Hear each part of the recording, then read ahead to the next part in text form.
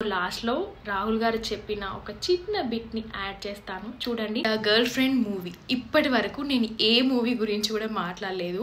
నాలాగా చాలా మంది కనెక్ట్ అయ్యి ఉంటారు. మనకి కంప్లీట్ మూవీలో ఒక 2-3 సీన్స్ ఉంటాయి. అది కానీ మనం అర్థం చేసుకోగలిగితే రాహుల్ గారు మనకి ఏం చెప్పాలనుకుంటున్నారు అనేది క్లియర్గా అర్థమవుతుంది.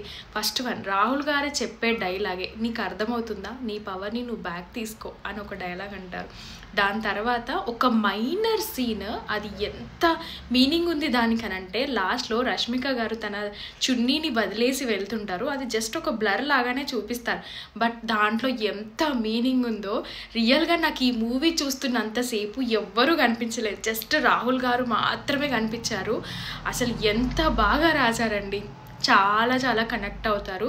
అందరూ చూడాల్సిన మూవీ, ఎస్పెషల్లీ ఈ జనరేషన్ పిల్లలైతే ఖచ్చితంగా చూడండి. నాట్ ఓన్లీ ఇన్ లవ్, లైఫ్లో ఎలాంటి సిచ్యువేషన్ వచ్చినా you have to stand up for your self అనేది బాగా గుర్తుపెట్టుకోవాలి. ఇదేదో మూవీ రివ్యూ కాదు, నేను ఫీల్ అయింది, నాకు అర్థమైంది, నేను ఎక్స్ప్రెస్ చేస్తున్నా. అండ్ మీరు ఈ మూవీ ఆల్రెడీ చూసారా? చూస్తే మీకు ఏం You understand? Take that power back in your hands.